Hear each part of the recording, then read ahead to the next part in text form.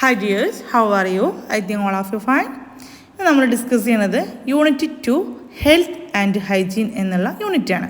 Okay, in simple terms health refers to a person physical, emotional and psychological wellbeing.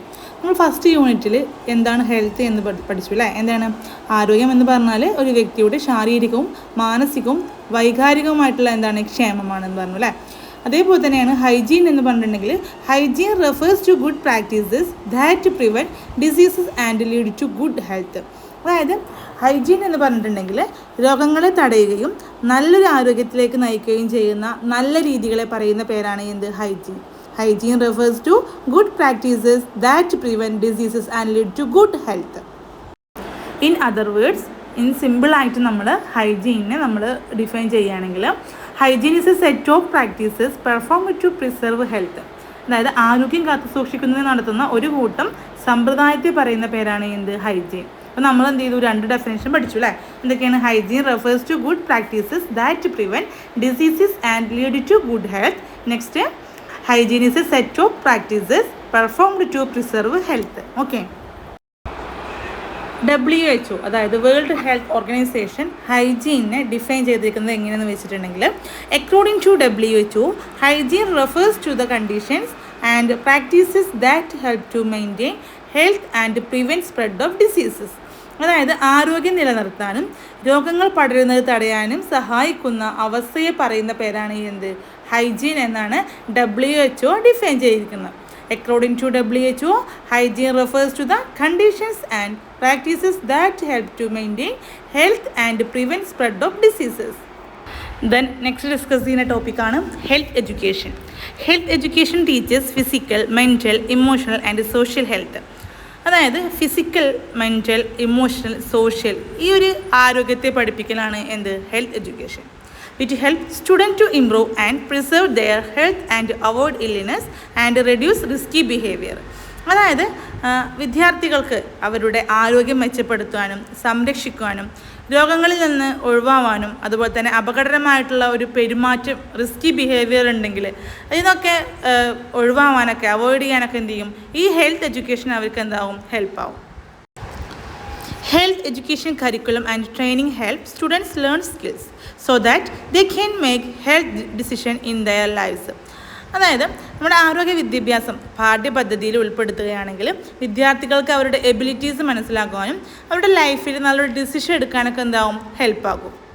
അപ്പോൾ നമ്മൾ discuss ചെയ്തത് health എഡ്യൂക്കേഷനെ കുറിച്ചിട്ടായിരുന്നു. അതായത് ശാരീരികവും മാനസികവും വൈകാരികവും സാമൂഹികപരമായിട്ടുള്ള ഒരു ആരോഗ്യത്തെ പഠിപ്പിക്കലാണ് എന്ത്? Health education.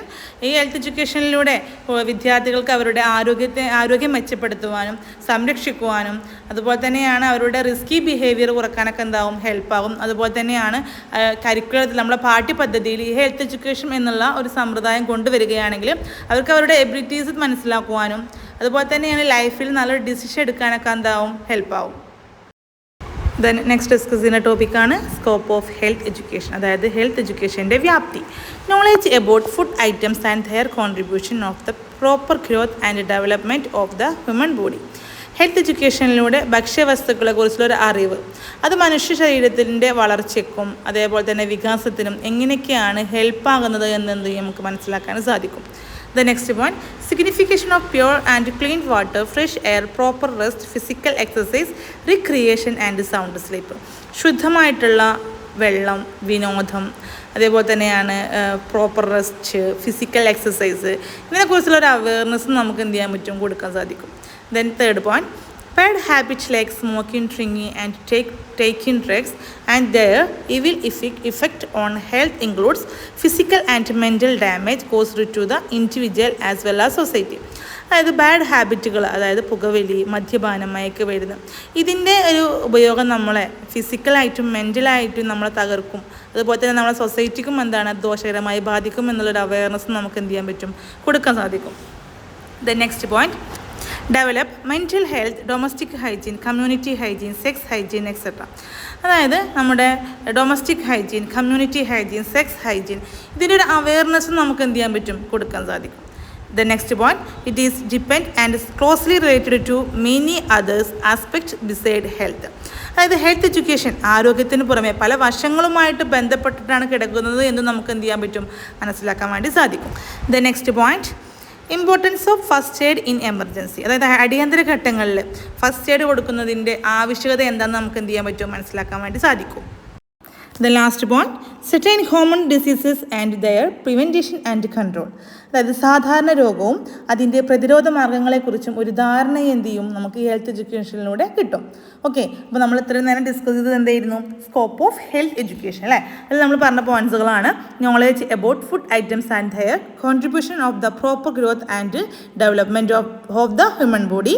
Second one, signification of pure and clean water, fresh air, proper rest, physical exercise, recreation and sound sleep. Third point, bad habits like smoking, drinking and taking drugs and their evil effect on health includes physical and mental damage caused to individual as well as society. Then അടുത്തത് developmental health, domestic hygiene, community hygiene, sex hygiene, etc. Next, it is depend and closely related to many other aspects besides health. The next one, importance of first aid in emergency. The last one, certain common diseases and their prevention and control. Okay, അപ്പോൾ ഇത്രയും കാര്യങ്ങളാണ് എന്ത്, scope of health education. നമ്മൾ ഇത്രയും points നമ്മൾ പറഞ്ഞതിൽ നിന്ന് നമുക്കൊരു കൺക്ലൂഷനിലേക്ക് നമുക്കെത്താം. The knowledge acquired by health education can be applied in the school life, personal life and community life.